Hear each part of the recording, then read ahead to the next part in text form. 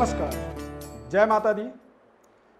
मैं एस्ट्रो अरविंद आप सभी का अपने इस खास कार्यक्रम में बहुत बहुत स्वागत करता हूं। प्रिय दर्शकों, पितृपक्ष का जो समय होता है, पितरों की प्रसन्नता के लिए ये पितृपक्ष को निर्धारित किया गया है। पितृपक्ष में केवल पितर कार्य के लिए ही हम इसका सदुपयोग करते हैं। तमाम तरह के रिस्ट्रिक्शन, पाबंदियां हमारे जीवन में होती हैं। पितृपक्ष में पूर्वजों की आशीर्वाद प्राप्ति का एक सरल और सहज समय के रूप में इसे निर्धारित किया गया है। पितृ दोष हमारे जीवन में होता है और कई बार हम उसके प्रभावों को नहीं समझ पाते हैं कि क्या हमारे जीवन में पितृदोष है या नहीं है। आज मैं पितृदोष के विषय में आपको कुछ ऐसे महत्वपूर्ण जानकारी बताऊंगा जिससे आपको समझ में आएगा कि आपके जीवन में पितरों की कृपा है, आशीर्वाद है या फिर पितृदोष है। यदि पितृदोष है तो उससे क्या क्या परेशानी होती हैं, उनको समझना आपके लिए बहुत जरूरी होता है। पितृपक्ष के 15 दिन साल में केवल एक बार आते हैं, आश्विन कृष्ण पक्ष प्रतिपदा से अमावस्या तिथि तक। पितृदोष जब हमारे जन्म पत्रिका में सूर्य ग्रह राहु केतु के माध्यम से प्रभावित होते हैं तो पितृदोष बनता है। कई बार चंद्रमा ग्रह राहु केतु शनि के युति के माध्यम से भी आंशिक पितृदोष बन जाता है। बृहस्पति ग्रह राहु के सानिध्य जब आता है तब भी पितृदोष का प्रभाव बनता है।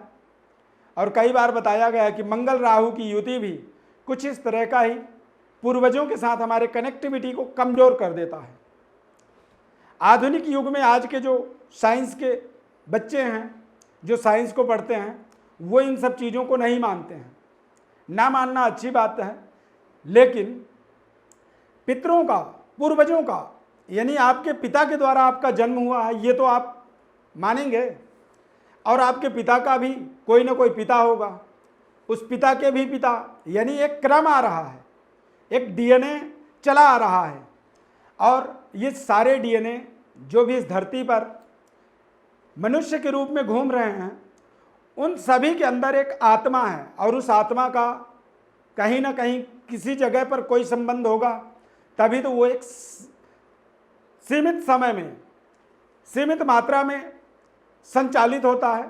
और वो संचालन शक्ति ही दरअसल हमारे जीवन में ऊर्जा, हमारे जीवन में पराक्रम, हमारे जीवन में समृद्धि को निर्माण करता है। यदि हमारे पूर्वजों के प्रभाव को हम अपने जीवन में सही तरीके से प्राप्त नहीं कर पाते हैं तो हम अपने जीवन में बेवजह संघर्ष करते हैं।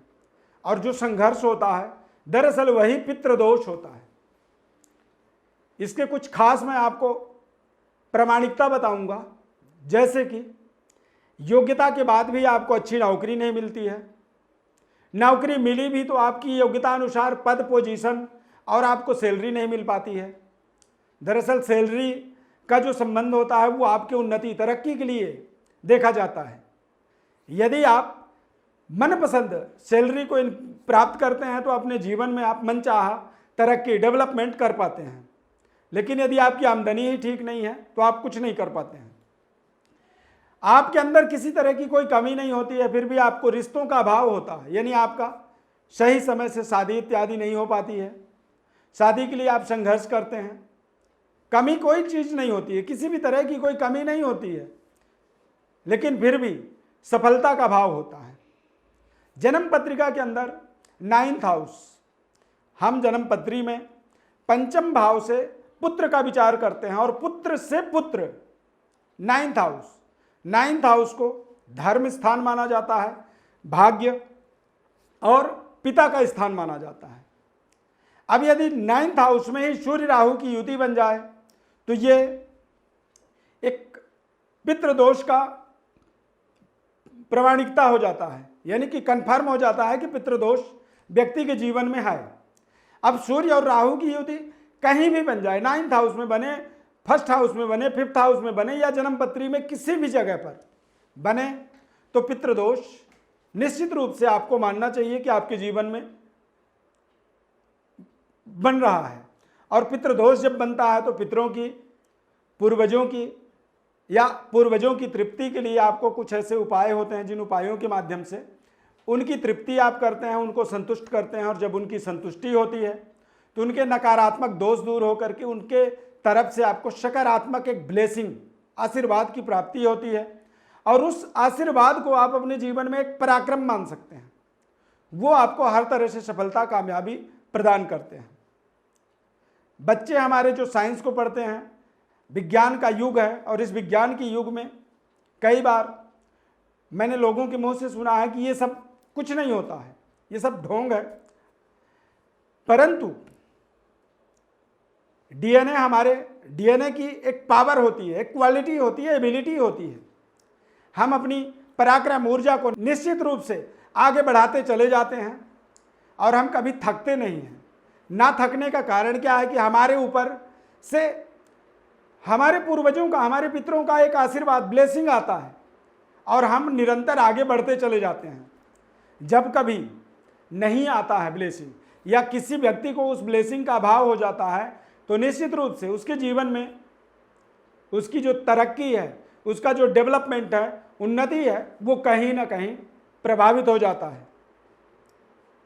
इसी कारण से इसे मानना चाहिए, और यदि आप मानते हैं तो इसका आपको पूरा लाभ मिलेगा। 15 दिनों तक पितृपक्ष में आप इसके लिए, पितृदोष की शांति के लिए कुछ ऐसे प्रयत्न होते हैं जो आप स्वयं घर पर रह करके अपने जीवन में उसको कर सकते हैं, और उसके माध्यम से अपने पितरों को आप तृप्त कर सकते हैं, संतुष्ट कर सकते हैं, और उसके माध्यम से आप अपने जीवन को मंगलमय बना सकते हैं। भारत देश के अंदर गया जी, यानी गया जी एक ऐसा तीर्थ स्थल है जहां पर पितरों की मुक्ति के लिए सर्वश्रेष्ठ स्थान माना जाता है।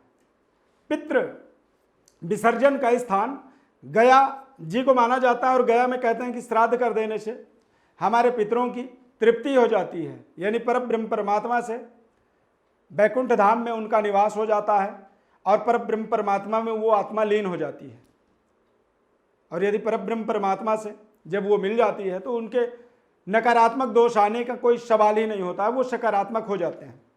लेकिन कई बार गया श्राद्ध के उपरांत भी आपके यदि जन्म पत्रिका में राहु, केतु, शनि, सूर्य, चंद्रमा, गुरु, इन ग्रहों की आपसी तालमेल बन रही है तो निश्चित रूप से आपको मानना पड़ेगा कि आपके जीवन में पितृदोष का प्रभाव संपूर्ण रूप से नहीं समाप्त हुआ है, और आपको पुनः